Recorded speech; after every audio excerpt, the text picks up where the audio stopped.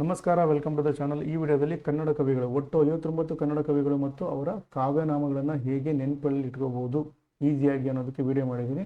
Video ಲಿಂಕ್ನ ನಾನು ಇಲ್ಲೇ ಕೊಟ್ಟಿದ್ದೀನಿ PDF ಬೇಕಾದರೆ ನಿಮಗೆ ಟೆಲಿಗ್ರಾಮ್ ಚಾನಲ್ ಲಿಂಕ್ ಕೂಡ ಕೊಟ್ಟಿದ್ದೀನಿ. ಅಲ್ಲಿ ಕ್ಲಿಕ್ ಮಾಡಿಕೊಂಡು PDF ಡೌನ್ಲೋಡ್ ಮಾಡಿ. PDF ಡೌನ್ಲೋಡ್ ಮಾಡಿದ್ಮೇಲೆ ಅದರಲ್ಲಿ ನೋಡಿ ಎಕ್ಸಾಂಪಲ್ ಕುಪ್ಪಳ್ಳಿ ವೆಂಕಟಪ್ಪ ಪುಟ್ಟಪ್ಪ, ಅದ್ರ ಮೇಲೆ ಮುಂದೆ ವಿಡಿಯೋದು ಟೈಮಿಂಗ್ಸ್ ಕೂಡ ಕೊಟ್ಟಿದ್ದೀನಿ, ಲಿಂಕ್ ಕೂಡ ಇದೆ, ಕ್ಲಿಕ್ ಮಾಡ್ಬೋದು ಅಥವಾ ಮೇಲ್ಗಡೆ ಕೂಡ ಇದೆ.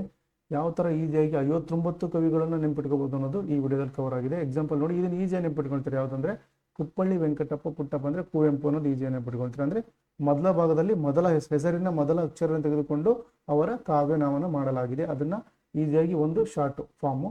ನಂತರದಲ್ಲಿ ಸ್ವಲ್ಪ ಪ್ರಾಸ ಮತ್ತು ನೇರ ಕಲ್ಪನೆ. ರಂಗನಾಥ ಶ್ರೀನಿವಾಸ ಮುಳುಗಿ ಅಂದರೆ ಹೆಸರಲ್ಲೇ ರಂಗ ಇದೆ ಅನ್ನೋದು ವಿಡಿಯೋದಲ್ಲಿ ಚೆನ್ನಾಗಿ ಎಕ್ಸ್ಪ್ಲೇನ್ ಮಾಡಿದ್ದೀನಿ. ವಿಡಿಯೋದಲ್ಲಿ ಕೂಡ ನೋಡಿ ನೀವು ಈಸಿಯಾಗಿ ತಿಳ್ಕೊಬೋದು. ನಂತರ ನೋಡಿ ಸ್ವಲ್ಪ ಕಷ್ಟ ಇದೆ.